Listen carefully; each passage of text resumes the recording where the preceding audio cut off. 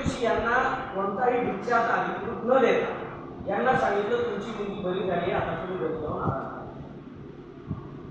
आणि मग नाही जावंच लागते. हे म्हणजे बाबा आत्ताच आपण 3 दिवस झाले, अजून काही झालं तर आम्ही काय करायचं. पण नाही, यांना म्हणजे नाही, तुम्हाला आता काही गरज नाही, काही वाटलं तर मी आहे. आणि मग यांना लगेच घरी काढून दिलं. आणि मग 2-3 दिवस ज्यावेळेस ते पॉइझन नेल्यानंतर तिचा फर्स्ट तयार झाला त्या गर्भाचा, आणि मग त्याचा परिणाम त्या मुलीच्या बॉडीवर होऊ लागला. आणि मग ते परत तिला घरून घेऊन 3ऱ्या का 4थ्या दिवशी त्रास व्हायल्यावर घरून घेऊन आले आणि डॉक्टरला सांगायला. या डॉक्टरने त्या मुलीला काय झालंय हे न विचारता त्याने 2-4 त्याच्या साथीदाराला देऊन यांना धक्के मारून बाहेर की माझ्याकडून होत नाही, तुम्ही इथून निघून जा, जमणार नाही, यांना शिवीगाळ. आणि मग शिवीगाळ केल्यामुळे हे तिथंच दुसरा डॉक्टर शोधतोय, कारण तिला वेदना फार होत, तडफड करत. त्यामुळे मग यांनी इतर डॉक्टरकडे पण त्या गंगापूरमध्ये कोणीच घ्यायला तयार नाही.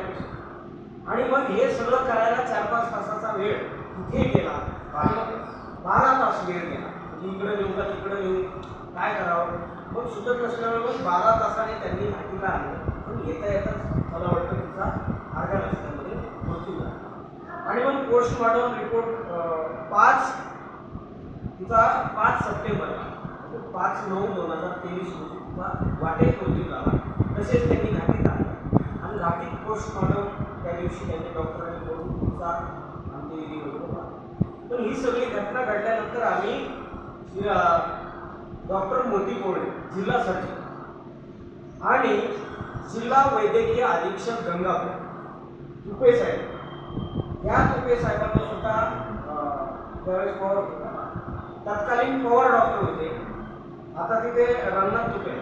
तर पवार डॉक्टरांना हे तातडीनं आम्ही निवेदन दिलं, मी होतो, निवेदन दिलं, या LDMला निवेदन दिलं, कलेक्टर साहेबांना निवेदन दिलं, तत्कालीन SP साहेबांना निवेदन दिलं, पोलीस स्टेशनला यांच्यावर कारवाई करा, यांच्या चुकीमुळे डॉक्टरांनी ऑपरेशन चुकीचं केल्यामुळे माझी मुलगी वाढली, याबाबत सर्व ऑपरेशन आपण निवेदनं दिली. प्रशासनाने त्या काळावर तातडीने पत्रव्यवहार खाली केला, पण त्याच्यापुढची कारवाई. पोस्टमॉर्टम रिपोर्ट 8 दिवसात प्राथमिक अहवाल आला. त्या अहवालावर स्पष्ट लिहिलं होतं की पॉइझनमुळे मुलीचा मृत्यू झाला.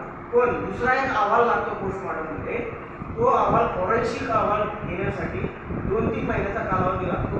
त्याला 1 वर्ष झालं. आता जवळपास पुढच्या महिन्यात 2 महिन्यात 10 महिने झालं. या 10 महिन्यात रिपोर्ट आला आहे